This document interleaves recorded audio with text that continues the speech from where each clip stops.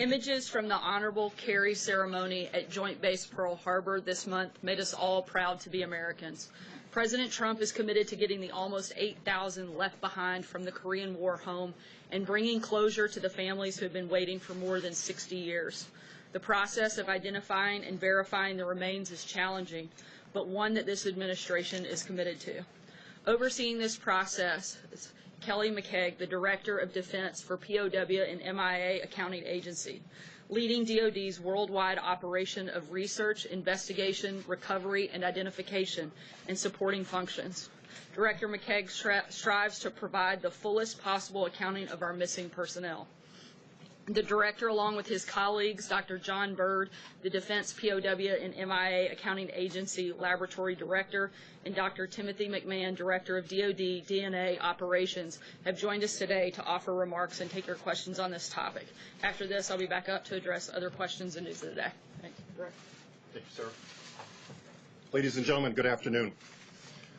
The August 1st repatriation and homecoming in Hawaii of the remains of the Korean War unaccounted for was a poignant manifestation of the commitment secured by President Trump and pledged by Chairman Kim at the Singapore summit. For the families of the 7,700 still unaccounted for from the Korean War, this first step in fulfilling this commitment has undoubtedly provided a seed of hope. Last week, over 700 of these family members gathered in Arlington, Virginia, to receive government updates, and they were resoundingly appreciative of the successful advocacy of the President and his administration. Two of those family members who attended, Charles and Larry McDaniel, were the recipients of the dog tag their father, Master Sergeant Charles McDaniel of Indiana. It was a sole personal effect returned by the North Koreans. The remains of those 55 cases are well into the painstaking, multifaceted analyses by Dr. John Byrd and his forensic science team in Hawaii, and in the coming weeks, Dr. Tim McMahon and his dedicated DNA specialists in Delaware will begin their meticulous testing.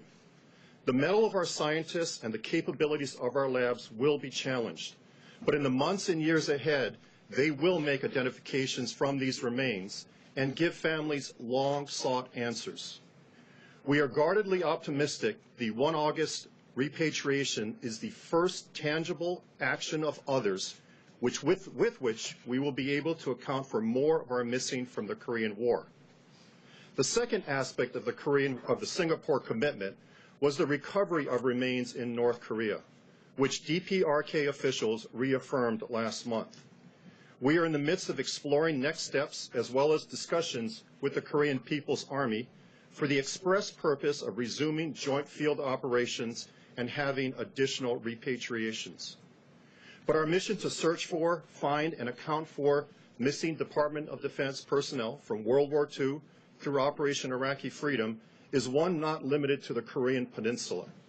Today, 186 personnel from DPA and private partners are deployed in 7 nations, and yesterday, 50 of those members returned from Laos and the Philippines. Our global mission is humanitarian in every respect, because the impact of a missing American to their family is not constrained by time or generations, and it leaves an enduring pain and void. This is why former enemies like Vietnam used cooperation on the POW-MIA mission as a bridge to normalization and today's thriving bilateral relationship with the United States. The fact that the United States of America vigorously pursues the fullest possible accounting of our missing reflects our values as a nation. This sacred obligation, if not moral imperative, remains a high priority for the Department of Defense. Inherent to the exceptional teamwork, resources, and resoluteness provided by multiple agencies is a solemn vow that those who were sent off in harm's way and are missing will not be forgotten, and their families will receive answers to their decades of uncertainty. My colleagues and I welcome your questions.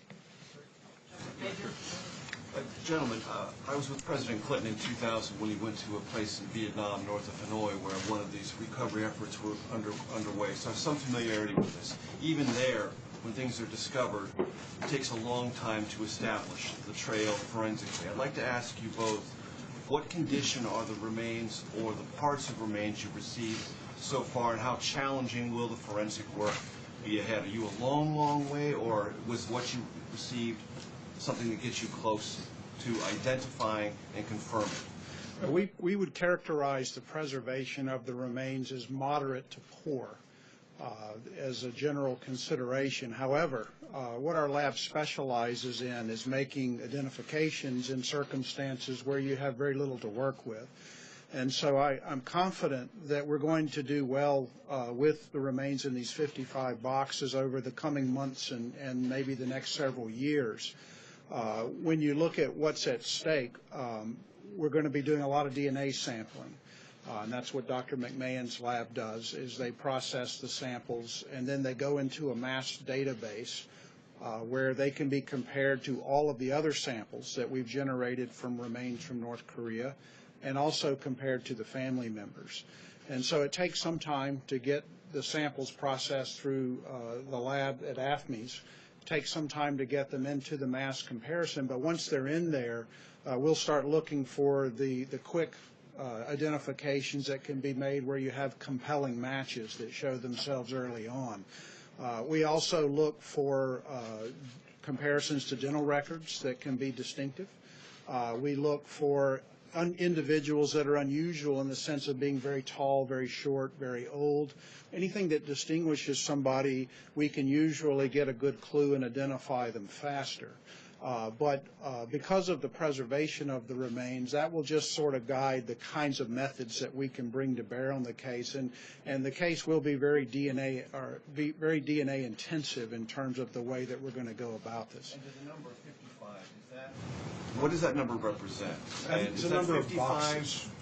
Individuals? No, it's the number of boxes that the remains came in, and at no time did we expect there to be one body, one box, nor did the North Koreans try to pitch it that way to us when we were in Wonsan. Mr. Director, thank you. What type of certainty do you have that the remains that the North Koreans had handed over to the Americans are that of missing Americans, as opposed to other nationalities that fought alongside the Americans during the Korean War?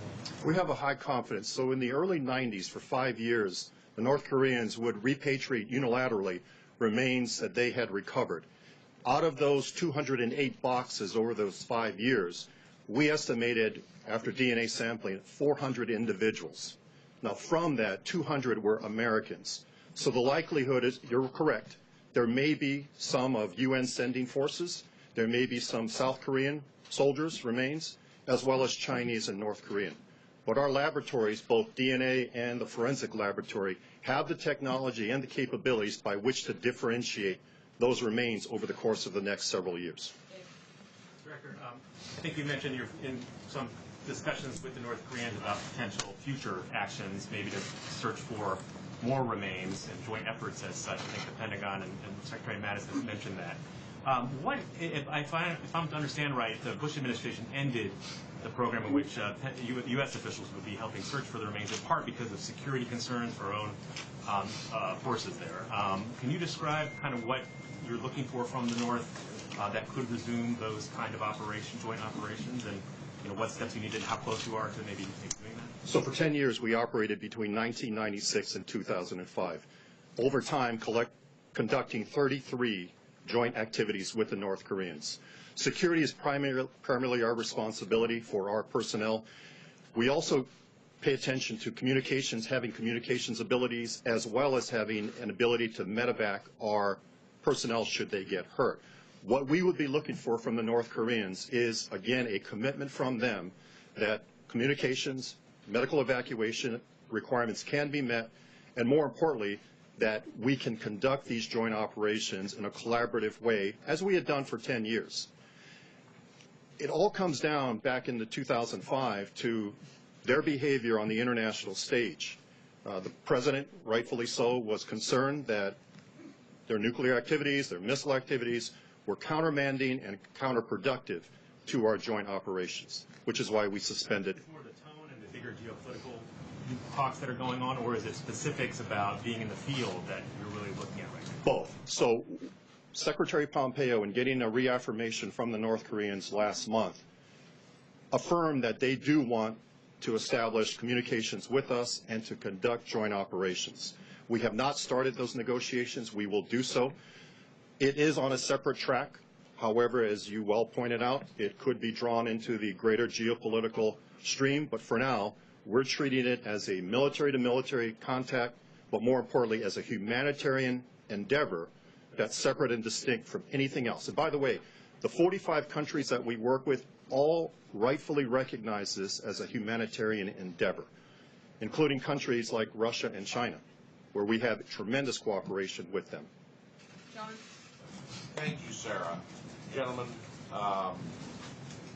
the recent death of former Congressman Bill Hendon of North Carolina brought back a lot of the rehashing of serious charges he made that those who were in Vietnam, either as prisoners or dead, were not fully accounted for.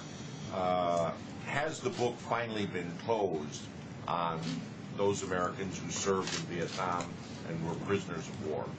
It has. So right now there are close to 1,600 that remain missing and unaccounted for. Within that set of unaccounted for is what we call last known alive.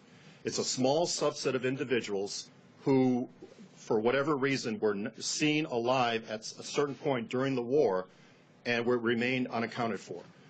Our priority with the Vietnamese is to get at that subset, small subset. I think it's down to 25, not necessarily prisoners of war, but again, last known alive at the time that they were seen. Take one last question, Brian. Real quick, of the remains in the 55 boxes, can we confirm for a fact that all of them are human remains, or are we still questioning that? Yes, we did a cursory inspection of the remains in Wonsan before we loaded them onto our military aircraft, just to ensure that at least some of what was in each box was human. When we got to Osan in South Korea, we spent 2 days going through every box in detail, conducting what we call a field forensic review. The purpose of that review is to ensure that every item is consistent with being human, and if there were any animal remains, we would have culled them out at that point. As it was, we did not find any animal remains. Quick follow-up. Do we have any idea how many people that we're looking at yet? No, we don't. There is a scientific process to estimate that, and I wish it were very fast, because I think a lot of people would really like to know. The families would love to know that information, but unfortunately, it's going to take months of analysis to start to get a refined estimate. Sorry, just one last question. Sarah, thank you. Do you have a timeline for bringing back more remains? And can you characterize what it has been like to work with the North Koreans on this particular part of this process? Have they been working with you in good faith at every step of the way?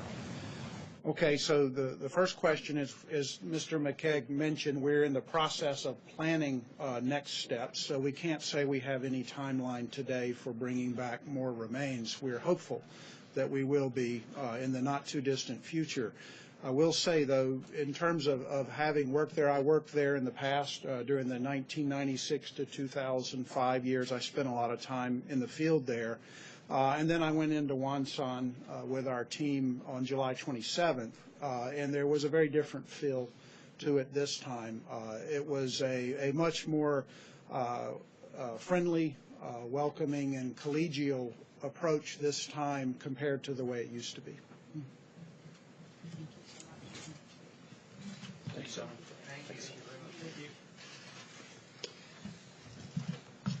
Thank you, Director.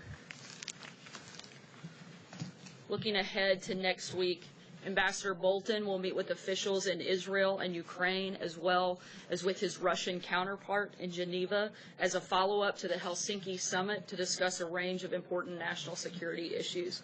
Lastly, we extend our prayers to the families of those injured and deceased after the tragic bridge collapse in Genoa, Italy, as well as to the victims of this morning's attack in London. The President condemns this horrible attack on innocent civilians and stands ready to provide assistance to the United Kingdom. And with that, I'll take your questions. Jonathan? Sarah, we've heard from the President via Twitter on Omarosa describing her as crazed, a crying lowlife, a dog. Is this any way for a president to talk about any American, let alone somebody that he hired and made the highest ranking African-American woman that served in his White House? I think the president is certainly voicing his frustration with the fact that this person has shown a complete lack of integrity, particularly by the actions following her time here at the White House. Why did he hire her? I mean, why did he hire somebody he's describing as a dog, as a The president wanted to give her a chance, and he made clear when General Kelly came on, and he voiced concerns that this individual didn't have the best interests of the White House and the president and the country at heart. The president said, do what you can to get along, and if you can't, he gave him full authority to carry out the decision to let her go. Steve? What is his strategy in continuing to respond to the charges in this book? Why does he just ignore it? Look, I think he's made, again, the frustrations, I think not only those of us here in the White House, but frankly, I think most of America would be happy to ignore it. Unfortunately, the individuals in this room continue to create a large platform for somebody they know not to have a lot of credibility, for someone they frankly refuse to give a platform to when they worked here at the White House. It wasn't until this individual started to negatively attack this president and this administration and try to tear this entire place down that she received the type of platform and rollout that she's getting. I think it would be great if every single person in this room and every single person in the administration never had to talk about this again, and we actually got to focus on the real policies and the real things that not matter just to people in this building, but certainly all Americans, African Americans, Hispanics, and everybody in between. I think that would be the best thing that we could certainly do for our country. Jill? Thank you, Sarah. What do you say to critics who see his attacks on Omarosa as part of a pattern of insulting prominent African Americans? People he's taken criticized recently include Don Lemon, Maxine Waters. He's claimed that football players protesting racial injustice don't know what they're protesting. Look, the president, this has absolutely nothing to do with race and everything to do with the president calling out someone's lack of integrity. The idea that you would only point a few of the things that the president has said negative about people that are minorities. The fact is the president's an equal opportunity person that calls things like he sees it. He always fights fire with fire, and he certainly doesn't hold back on doing that across the board. Have you signed an NDA? I'm not going to get into the back and forth on who has signed an NDA here at the White House. I can tell you that it's common in a lot of places for employees to sign NDAs, including in government, particularly anyone with a security clearance. Annie? Yeah. Unless there's another Annie back there, I don't know. John may be happy to go by Annie if that means he gets to take your question, but. The president said he kept Omarosa on despite complaints from her colleagues because she was personally supportive of him and said nice Sorry, I things can't about hear him. you. He said he kept her on despite complaints about her behavior because she was personally supportive of him and said nice things about him. Is that true of any other officials that are working in this White House right now? I'm not aware of that. Justin? Since you don't want to talk about Omarosa, I have a bunch on Turkey that hopefully you'll let me get through. A bunch? I don't know. We'll do our best. Do you have a reaction to President Erdogan calling for a ban on U.S. electronics like iPhones? And would the president encourage a similar ban on Turkish products by Americans? I certainly don't have a policy announcement on that front at this point. Sort of the same vein, there was a report from our colleague at Reuters that the U.S. is warning Turkey of increased pressure. So I'm wondering if you have details on how that was conveyed, what additional steps might look like, and if the U.S. would take additional steps before the hearing for the detained American pastor on October 12th. How the information from Turkey was received, or how the information from the United States to Turkey. Well, I can tell you that at the Turkish ambassador's request, as you know, Ambassador John Bolton met with the ambassador of Turkey yesterday here at the White House and continued to raise and point out the concerns that we have. One last one. The president encouraged Israel's government to release a Turkish citizen in July, and did that contribute to his frustration with Erdogan not releasing this American pastor? Certainly the president has a great deal of frustration on the fact that Pastor Brunson has not been released, as well as the fact that other U.S. citizens and employees of diplomatic facilities have not been released. And we're going to continue to call on Turkey to do the right thing and release those individuals. Sarah. Thanks, Sarah. Does the president or this White House believe that it is a violation of Department of Justice protocol if the special counsel's investigation goes beyond September 1st? I'm not going to say that we would say necessarily a specific violation, but I think we've been very clear that not only do we, but all of the American people want this to wrap up. John? Yeah. Thank you, Sarah. Two questions on Turkey. As the relationship between the president and President Erdogan grows peripherous, my question very simply is, are we going to see the restoration of the readouts on calls between the president and other world leaders? That was terminated on the day after President Erdogan's election, and although we know that the president made a congratulatory call to him, there's been no readout since. Is that going to be restored? Certainly we'll continue to keep you all posted, not just on calls with Turkey, but other head of state calls as well, and provide readouts when we have them. Dave? The Taliban in Afghanistan this week has been on a surprise offensive. They've killed about 100 Afghan security forces, a couple dozen civilians, as far as we know. The president was visiting with the 10th Mountain Division yesterday at Fort Drum. They've served in Afghanistan. Does this new offensive, is he still committed to his strategy that he outlined a year ago for Afghanistan, or does this new offensive give him the idea that maybe a different approach might be needed? Certainly no announcements or changes in policy from the president's rollout last August.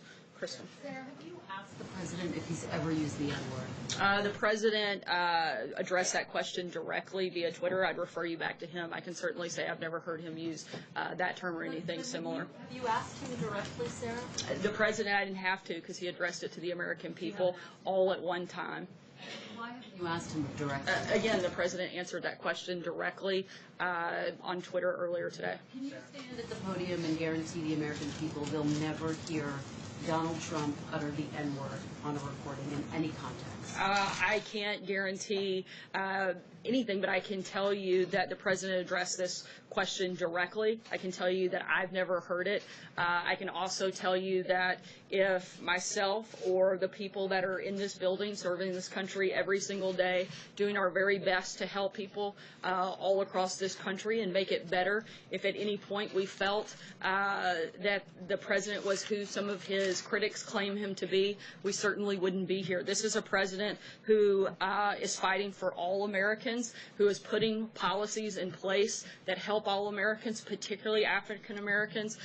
Just look at the economy alone. This president, since he took office in the year and a half that he's been here, has created 700,000 new jobs for African Americans. That's 700,000 African Americans that are working now that weren't working when this president took place. When President Obama left after 8 years in office, he had only created 195,000 jobs for African Americans. President Trump, in his first year and a half, has already tripled what President Obama did in 8 years. Not only did he do that for African Americans, but for Hispanics. 1.7 million more Hispanics are working now. This is a president who cares about all Americans, who is committed to helping them, and is putting policies in place that actually do that. Kevin. Sorry, Kristen, I'm going to go ahead to Kevin. Kevin, go ahead. Go ahead. Just to be clear, you can't guarantee it. Look, I haven't been in every single room. I can tell you the president has addressed this directly. He's addressed it directly to the American people, and I can tell you what the focus and the heart of the president is, and that's on helping all Americans. And certainly, this is somebody who has been in business for decades, and you're just now hearing some of these outrageous accusations after the fact. He's dealt with people all over the world. It wasn't until he became a candidate for president that you started started to hear some of these salacious and ridiculous claims. And certainly, I think if you look at the actions that this president has taken, certainly the policies that he's enacted, you can see the heart of who he is, and you can see exactly what he has done and the type of president and person he is. Kevin? Thank you, Sarah. Just a very quick one on something that Omarosa said today. She called the president unfit, mentally unfit for the office.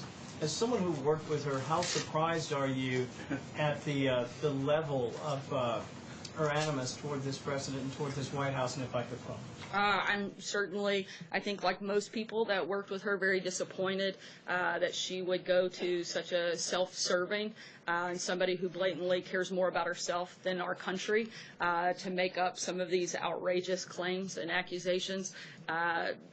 Look, she worked here for a year and didn't have any of these things to say. In fact, everything she said was quite the opposite, and not just the year that she worked here, but the time that she spent on the campaign trail. And I think it's really sad what she's doing at this point. If I could follow very quickly, I wanted to ask you, just very briefly, we read earlier this afternoon that the Trump campaign has made an arbitration action against Omarosa. And I'm just curious, and I know there's separate entities, but is it likely that the White House is considering pursuing something in the way of possible action toward Omarosa for violating any... I certainly wouldn't be able to comment on any potential ongoing legal matter. Major. Sir, a moment ago you said one of the motives for Omarosa was to tear this entire place down. What do you mean by that? And do you have, or others here have, ongoing concerns that while she was here, she'd take other conversations that could either be damaging to the reputation of this White House or revelatory of something you'd rather keep private? I think the greatest concern we have is the lack of integrity that this individual has shown. One other thing, Sarah, she played a tape recording of a conversation with the president. Do you have any doubt that that is an authentic conversation that she had with the president? I don't. Okay, related to that, the president said he was unaware in that conversation. Was that a truthful representation of what he knew at the time, or was he just trying to make Omarosa feel better? As I said moments ago, the president had a direct conversation with General Kelly, asked him to try to work things out. If it didn't, he gave General Kelly the full authority to make decisions about hiring and firing, including with respect to Omarosa. Because he knew what had happened, and he knew he'd approved it. On the timing, I think he knew that it was certainly a possibility, but as to the fact whether or not General Kelly had called the president, I don't think he had at that point. Steve? Yes, Sarah, repeatedly we've heard the president declare that the so-called Islamic State terror group has been practically vanquished, especially in Iraq and Syria. Well, the Defense Department yesterday, the lead inspector general for Operation Inherent Resolve, in fact, says that their forces are estimated to be anywhere between 28,600 and 31,600 fighters, which would be about the number that they had at their peak. So has ISIS been practically vanquished? Certainly we know that the caliphate has been practically destroyed. Certainly there are continue to be ISIS fighters, and that's why we continue to take all of those threats seriously and look for ways every single day to defeat them and protect American people and our allies. Mike? Can I go back to the race question again? I get that you can cite statistics that might be positive statistics for policies the president has done vis-a-vis African Americans and other minorities. What do you say to people who look at the pattern of comments that the president has made specifically about African Americans and feel like he is singling those folks out because of their race? Are they missing something? Are they deluding themselves? What do you say to them? Because there are lots of people out there who look at the pattern and say, yes, he says negative things about a lot of people, but there seems to be a particular pattern of singling out African Americans and commenting in particular about their intelligence or lack thereof and their looks. I certainly don't think so. I think, as I said, the president has said similar things about a number of individuals, certainly that are not African American or any other minority. I can simply talk to you about the policies and the person that the president is. I think if, again, the person that a lot of his critics say he is, certainly wouldn't have been in business with him for decades. Certainly you wouldn't have had Bill and Hillary Clinton. They attended his wedding. A number of Democrats begged him for campaign contributions. I mean, if they were who he said he was, why did they have these relationships with him? I think it is very convenient that these accusations started once the president became someone running for office. He has shown time and time again through his actions, through his policies, that he wants to be a president for all Americans, that he wants to do everything he can to make America better, and not just for a certain group of people, but for everybody. I think that he has made a number of comments about plenty of people, and to try to single that out to one group is frankly silly, because I think if you did a comparison, he's probably got a lot more nasty things out there about some other people. I'm sorry? Do you think that, I mean... Look, the president is somebody who's always going to fight fire with fire. This is something that isn't new, and it's something the American people knew when they voted for him, and they overwhelmingly elected him to be the president of the United States. And since he took office, he has governed in a way that is helping all Americans. Frankly, if we want to look at who's creating divisions in the country, I think the media has done more to divide this country, certainly far more than this president ever has, by elevating people like the author of this book, by focusing on a sparsely attended rally instead of all of the policies that this administration and that this president are enacting that are helping people not just on the economy but on school choice, on prison reform that's disproportionately affected African Americans and Hispanics. This is a president who is governing to help all Americans, and I think we'd all be better off if the media gave that just a little bit more attention. John? Thanks a lot, Sarah. You expressed how you feel about Omarosa since the publication of this book. How was she viewed by fellow staff members here at the White House while she worked here? Did she pull her own weight? Was she viewed as untrustworthy? Did you trust her? I'm just trying to get a sense about whether your view of her has changed with the publication of this book. Certainly, I've expressed some disappointment. I'm not going to get into a back and forth on personal feelings that I have with a former colleague. I think that the focus not only of my time here but of this administration is looking forward and how we can actually implement policies that matter to the American people, not who like to in the building behind me. Brian? Different topic, if we can. When, and then a follow-up.